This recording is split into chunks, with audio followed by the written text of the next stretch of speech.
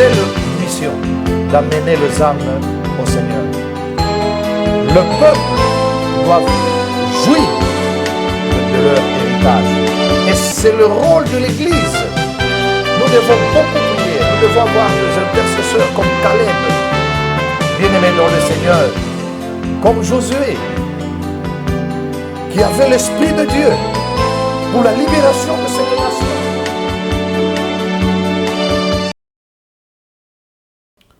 Bien-aimés dans le Seigneur, Shalom. Que le Dieu des nations puisse vous bénir abondamment. Je suis dans la joie de pouvoir vous retrouver encore ce matin dans cette émission. Afde Neto. Et bien-aimés dans le Seigneur, aujourd'hui c'est la suite de l'émission que j'avais produite la fois passée sur la prière pendant la crise nationale. Tolobelambo Cannabiso. Aujourd'hui, nous allons parler sur le rôle d'adoration pendant la crise. Nous allons lire dans 2 Chroniques 20-15. Josaphat s'inclina le visage contre terre, et tout Juda et les habitants de Jérusalem tombèrent devant l'Éternel pour se prosterner en sa présence. Verset 18.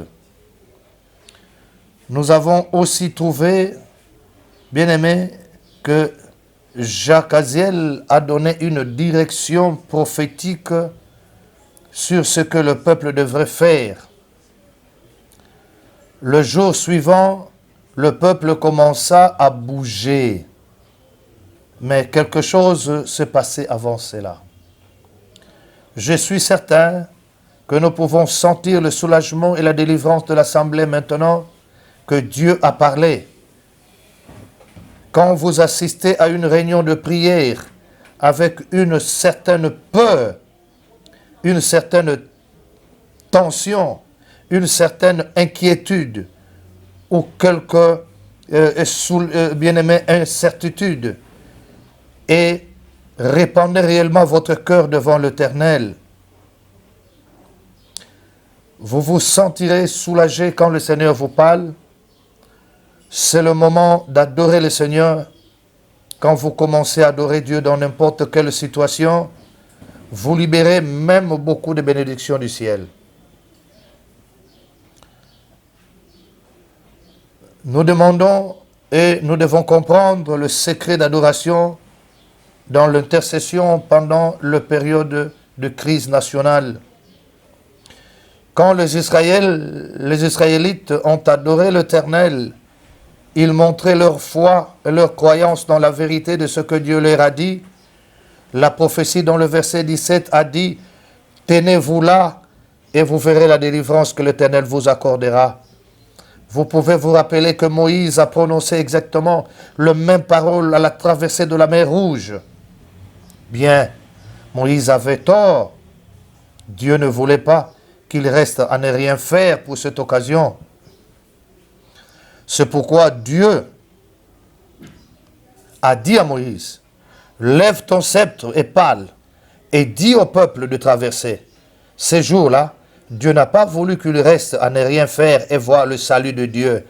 Mais dans 2 Chroniques 20-15, Dieu a dit au peuple de rester sans rien faire. Il y a des temps où nous devons rester à ne rien faire et voir le salut de l'Éternel. Et il y en aura d'autres où nous devons bouger.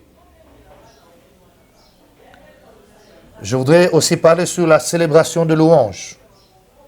Dans le verset 19. Le Lévite d'entre les fils de Kédadite et d'entre les fils de Corélite se levèrent pour célébrer d'une voix forte haute l'Éternel, le Dieu d'Israël.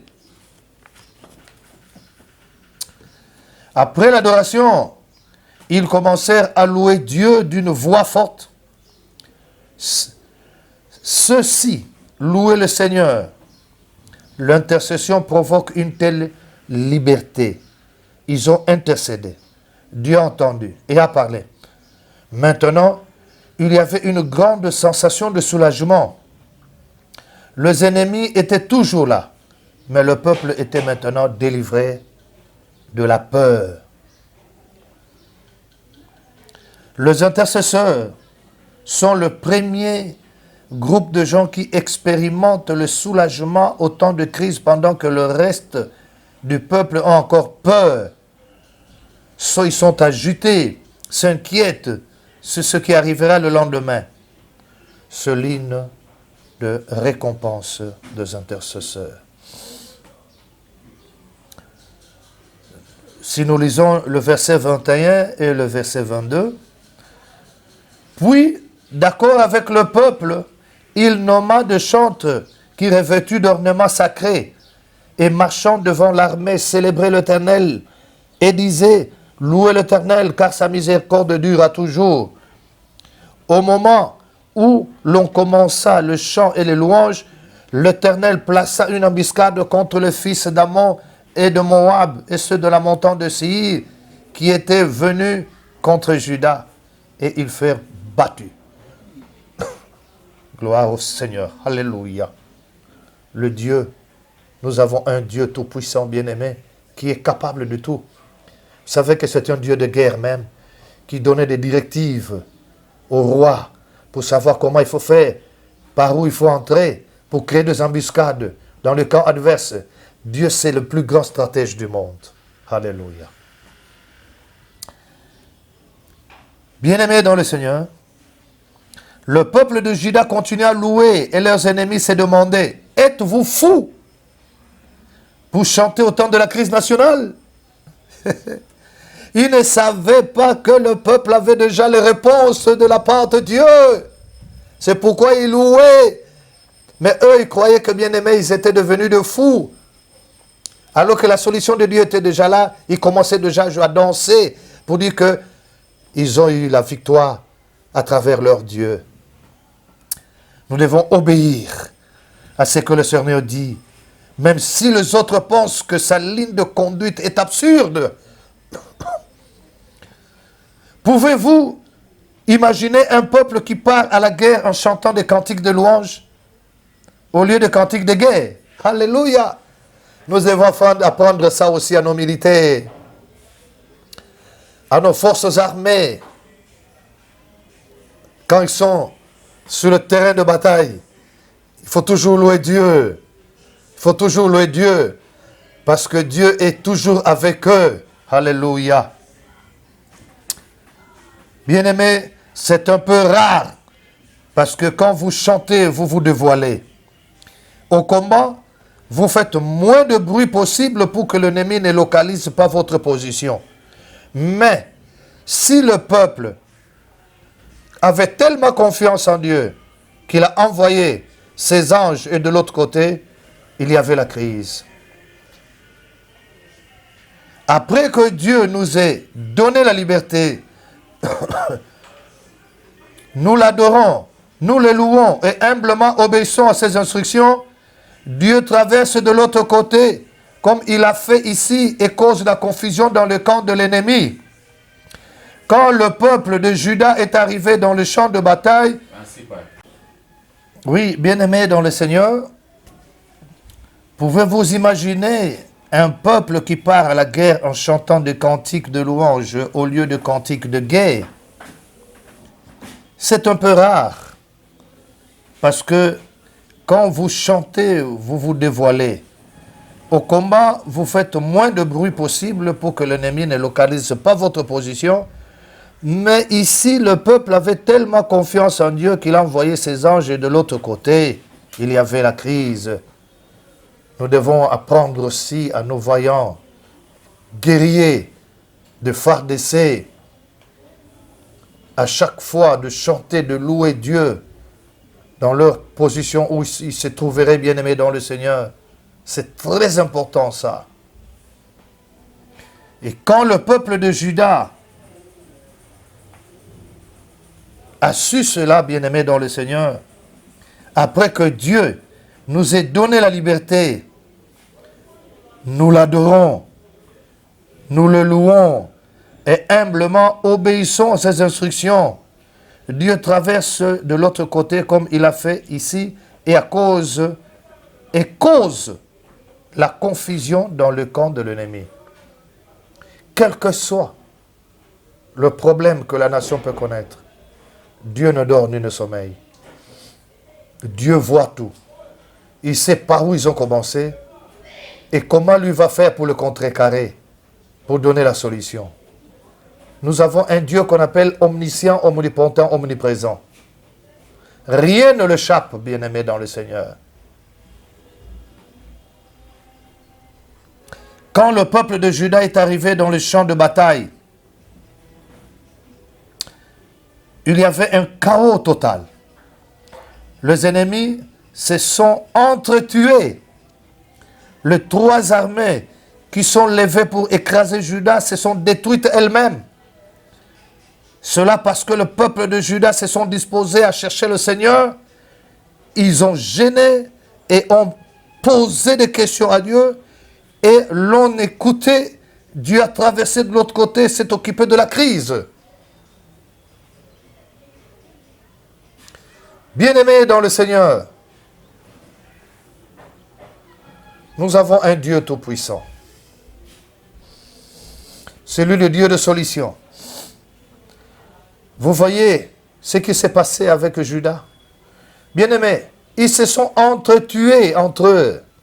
Laisse que toutes les nations qui combattent la RDC précisément, exceptionnellement, soient dans la confusion, qu'ils s'entretuent, qu'ils commencent à retourner contre leur roi, que les choses changent, comme Dieu avait fait à Juda. Et bien-aimés dans le Seigneur, la terre dévouée. Il y a un autre phénomène, c'est le fait que certains tronçons de la terre ou de domaines aient été dévoués à certains esprits. Lisons Lévitique 27-28. Tout ce que l'homme dévouera par interdit à l'Éternel, dans ce qui lui appartient, ne pourra ni se vendre, ni se racheter, que ce soit une personne, un animal ou un champ de sa propriété. Tout ce qui sera dévoué par interdit sera entièrement consacré à l'Éternel. Satan a copié ses principes et l'a perverti à son propre usage. Il a trompé les hommes, les communautés et même de cités entières à lui dévouer certaines portions de la terre. De noms des esprits ont été donnés à de telles places. Ils ont été appelés la forêt du malin. Alléluia, peuple de Dieu. Nous devons vaincre la stratégie de Satan.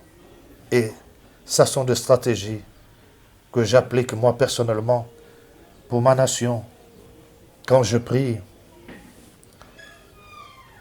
voilà, bien-aimés pour aujourd'hui, nous avons terminé avec la deuxième, avec la suite de notre première émission.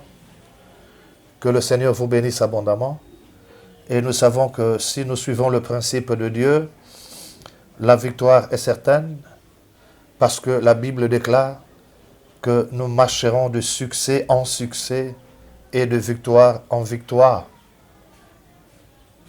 Et Dieu ne se trompe pas.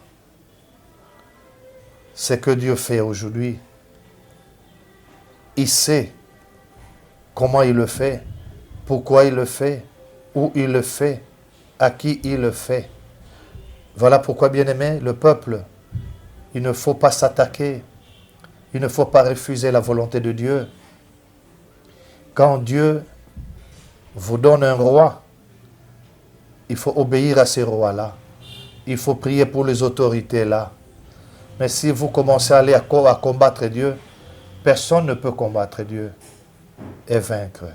Dieu est toujours le Dieu Tout-Puissant, le Dieu très haut. Il a toujours vaincu.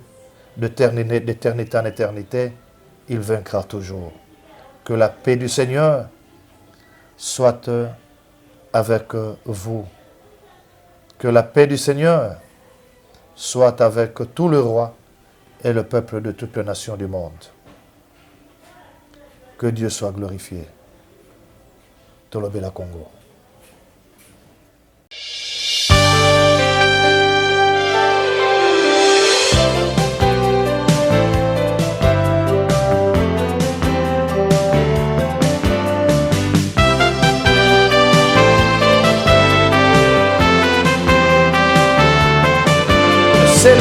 mission d'amener les âmes au Seigneur.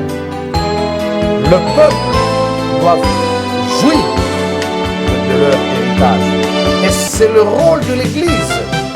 Nous devons beaucoup prier. Nous devons avoir des intercesseurs comme Caleb, bien-aimé dans le Seigneur, comme Josué, qui avait l'Esprit de Dieu pour la libération de ses